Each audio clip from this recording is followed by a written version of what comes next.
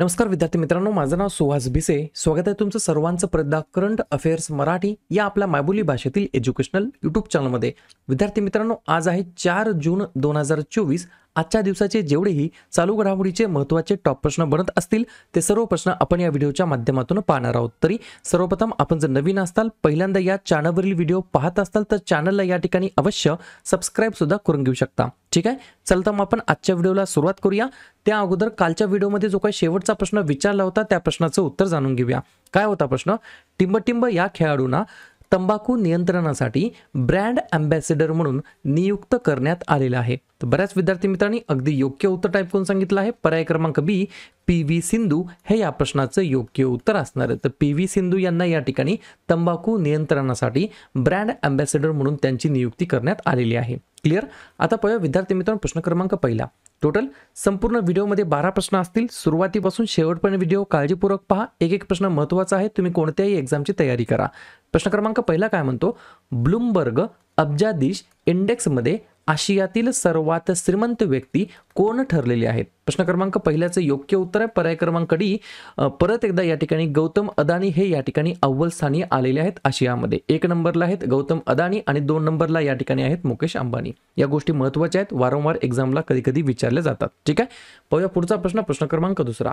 कोणत्या राज्य सरकारने इयत्ता 7वीच्या विद्यार्थ्यांसाठी माहिती आणि संप्रेषण तंत्रज्ञान पाठ्यपुस्तकामध्ये कृत्रिम बुद्धिमत्ता म्हणजेच AI आर्टिफिशियल इंटेलिजन्स एज्युकेशन सुरू केलेलं आहे? खूप चांगली गोष्ट आहे. 2 नंबरच्या प्रश्नाचं योग्य उत्तर आहे पर्याय क्रमांक सी, केरळ हे या प्रश्नाचं योग्य उत्तर असणार आहे.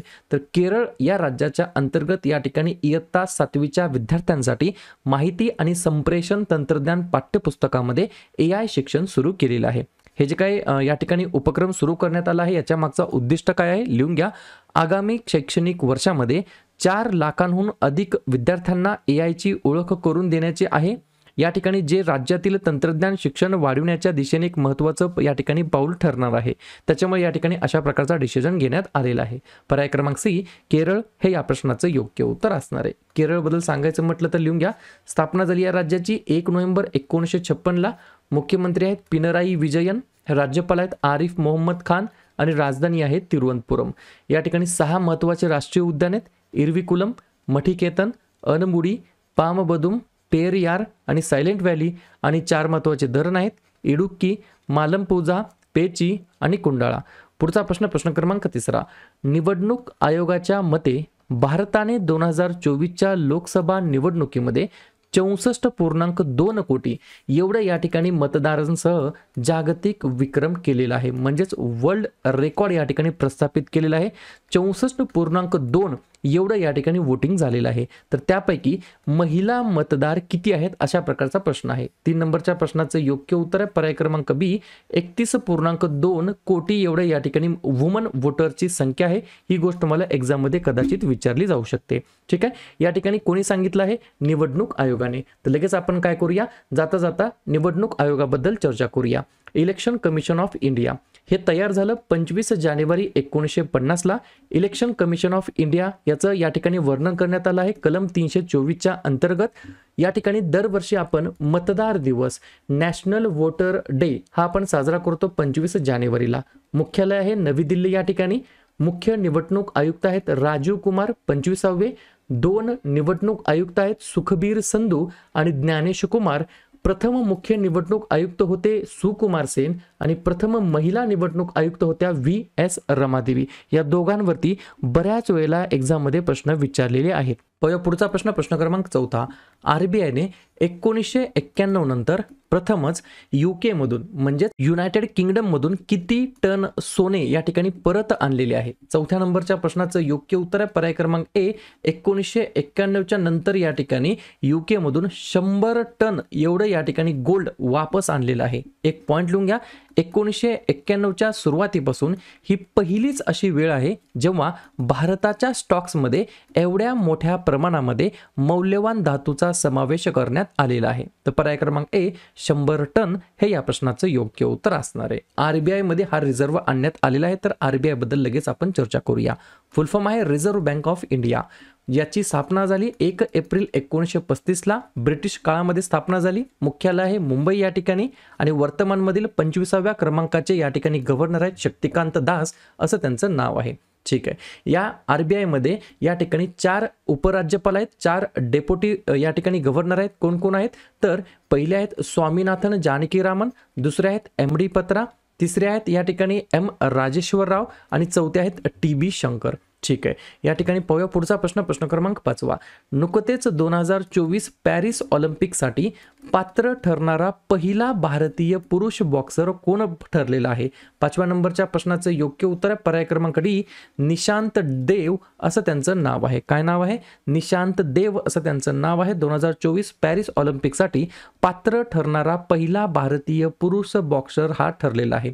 हे जे काही 2024चं पॅरिस ऑलिम्पिक होत आहे, कुठे होत आहे तर साधी गोष्ट आहे, पॅरिस फ्रान्स या ठिकाणी होत आहे. 26 जुलै 2024 ते 11 ऑगस्ट 2024च्या दरम्यान असणार आहे, ज्याचा मोटो गेम्स वाईड ओपन अशा प्रकारचा मोटो आहे 2024 साठी. पुढचा प्रश्न, प्रश्न क्रमांक 6.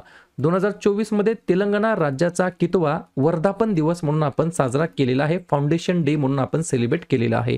6व्या नंबरच्या प्रश्नाचं योग्य उत्तर आहे पर्याय क्रमांक सी, 10व्या क्रमांकाचा या ठिकाणी फाउंडेशन डे म्हणून आपण सेलिब्रेट केलेला आहे. 2 जून 2014ला या ठिकाणी निर्मिती करण्यात आली होती तेलंगणा राज्याची. एक्स्ट्रा काही अत्यंत महत्त्वाचे पॉइंट आहेत, याच स्लाइडवरील तुम्हाला प्रश्न विचारला जाणार. लिहून घ्या. 2024 मध्ये 2 जून 2024ला आपण तेलंगणा निर्मिती दिवस 10व्या क्रमांकाचा साजरा करीत आहोत. निर्मिती झाली या राज्याची 2 जून 2014ला. राजधानी आता असणार आहे हैदराबाद.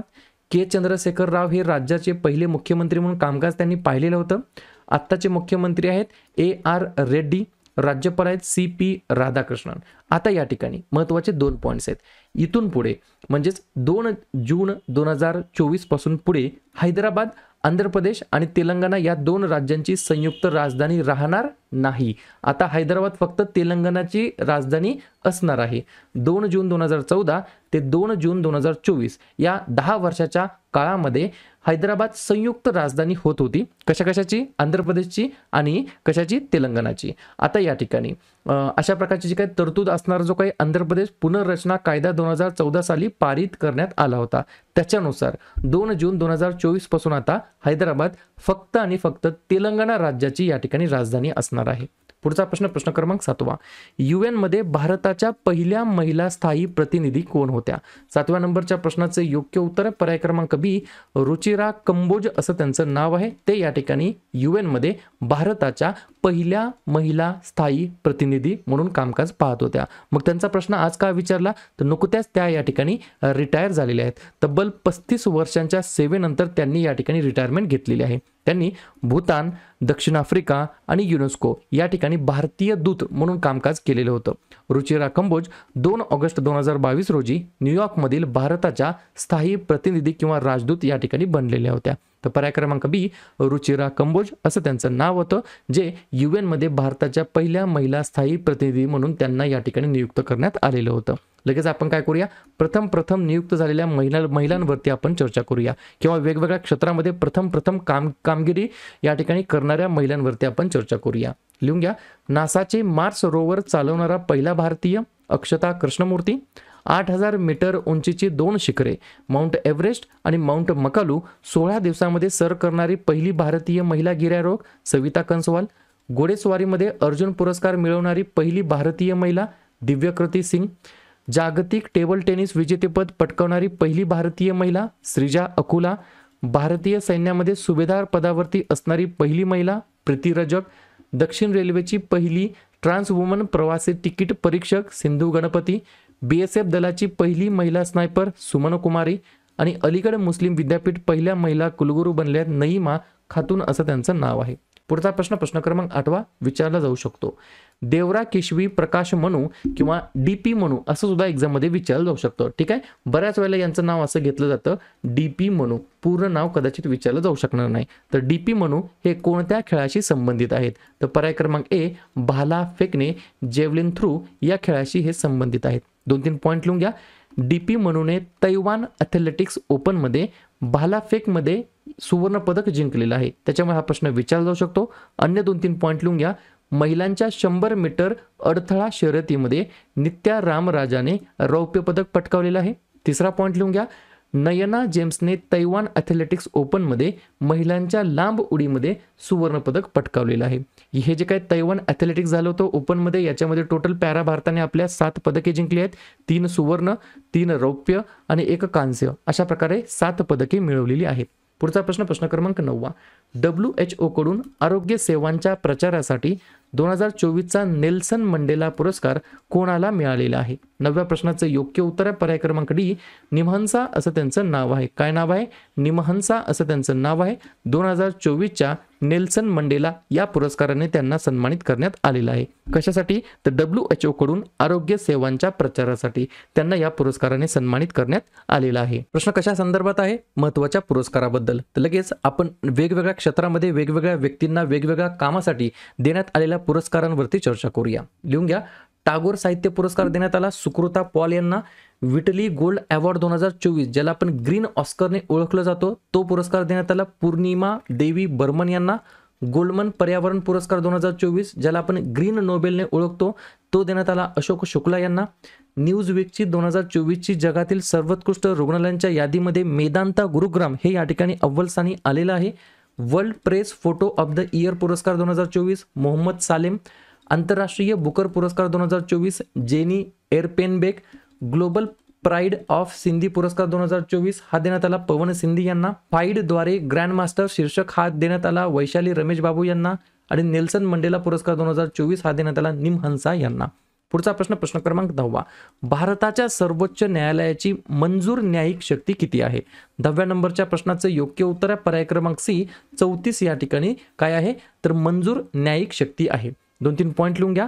भारताचे सरन्यायाधीश DY चंद्रचूड यांच्या नेतृत्वाखाली 5 सदस्यीय सुप्रीम कोर्ट कॉलेजियम यांनी सर्वोच्च न्यायालयाच्या न्यायाधीशपदी नियुक्तीसाठी उच्च न्यायालयाच्या 2 मुख्य न्यायमूर्तींची शिफारस सरकारकडे केलेली होती.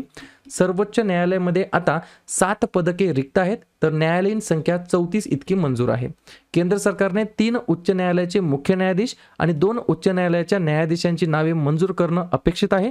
त्यामुळे सर्वोच्च न्यायालयाचे आता या ठिकाणी कामकाजाचे जे काही संख्याबळ आहे ते 32 वरती जाईल आणि ते सध्या वर्तमानमध्ये किती आहे? तर 27 आहे. ठीक आहे. पुढचा प्रश्न क्रमांक 11. अलीकडेच भारतातील पहिला इलेक्ट्रिक व्हेकल इंडेक्स कोणी लॉन्च केलेला आहे? तर पर्याय क्रमांक बी, NSE म्हणजेच नॅशनल स्टॉक एक्सचेंजने या ठिकाणी फर्स्ट इलेक्ट्रिक व्हेकल इंडेक्स या ठिकाणी लॉन्च केलेला आहे आपल्या पॅरा भारतामध्ये. अशा प्रकारे शेवटचा प्रश्न क्रमांक 12. अलीकडेच कोणत्या देशाच्या न्यायालयाने गोल्डन राईस अँड बीटी एगप्लांटच्या व्यावसायिक उत्पादनावरती बंदी घातलेली आहे? तर पर्याय क्रमांक ए, फिलिपाईन्स हे या प्रश्नाचं योग्य उत्तर असणार आहे. सर्व गोष्टी समजल्या? तर अशा प्रकारे विद्यार्थी मित्रांनो हे होतात 12 प्रश्न. उपक्रम कंटेंट हा जो काही प्रयत्न आम्ही सुरू केला आहे मराठी भाषेमध्ये, हा कसा वाटतो अवश्य कमेंट करत चला. आणि या ठिकाणी तुमच्यासाठीचा आजचा खास प्रश्न, 2023-24 मध्ये भारतामध्ये थेट परकीय गुंतवणूक म्हणजेच FDI foreign direct investment equity जो काही प्रवाह होता तो 3.5% टिंबटिंबवरती घसरलेला आहे. 40.42 अब्ज अमेरिकन डॉलर, 41.42 अब्ज अमेरिकन डॉलर, 48.42 अब्ज अमेरिकन डॉलर की 49.42 अब्ज अमेरिकन डॉलर. तर ज्या पण विद्यार्थ्यांनी या प्रश्नाचं योग्य उत्तर येत असेल त्या प्रश्नाचं उत्तर तुम्ही कमेंट बॉक्समध्ये देण्याचा प्रयत्न करा. या प्रश्नाचं उत्तर चुकू द्या, बरोबर येऊ द्या, काहीच हरकत नाही, परंतु ट्राय करणं, प्रयत्न करणं सर्वात जास्त महत्त्वाचं आहे. आणि दुसऱ्या दिवशी येऊन आपण दिलेल्या प्रश्नाचं उत्तर हे बरोबर आलं की चुकलं हे दुसऱ्या दिवशी येऊन चेक करणं, तपासणं हे देखील तितकंच जास्त महत्त्वाचं सुद्धा असणार आहे. तर लगेच जून महिन्यातील जेवढेही महत्त्वाचे दिवस असतील त्याच्यावरती आपण एकदा रिव्हिजन टाकूया. लिहून घ्या. 1 जूनला असतो जागतिक दूध दिवस. 2 जूनला 2 दिवस असतात आंतरराष्ट्रीय लैंगिक कामगार दिवस आणि तेलंगणा राज्य निर्मिती दिवस. 3 जून जागतिक सायकल दिवस. 5 जून जागतिक पर्यावरण दिवस. 7 जून जागतिक अन्न सुरक्षा दिवस. 8 जून जागतिक ब्रेन ट्यूमर दिवस आणि जागतिक महासागर दिवस. 12 जून जागतिक बालमजुरी विरुद्ध दिवस. 14 जून जागतिक रक्तदाता दिवस. 15 जून जागतिक पवन दिवस. 20 जून जागतिक निर्वासित दिवस. 21 जूनला 3 दिवस असतात, जागतिक संगीत दिवस, जागतिक जलविज्ञान दिवस आणि आंतरराष्ट्रीय योगा दिवस. 23 जून आंतरराष्ट्रीय ऑलिम्पिक दिवस आणि आंतरराष्ट्रीय विधवा दिवस. 26 जून अंमली पदार्थाचे सेवन आणि अवैध तस्करी विरुद्ध आंतरराष्ट्रीय दिवस आणि शेवटी 30 जूनला असतो जागतिक लघुग्रह दिवस. क्लिअर?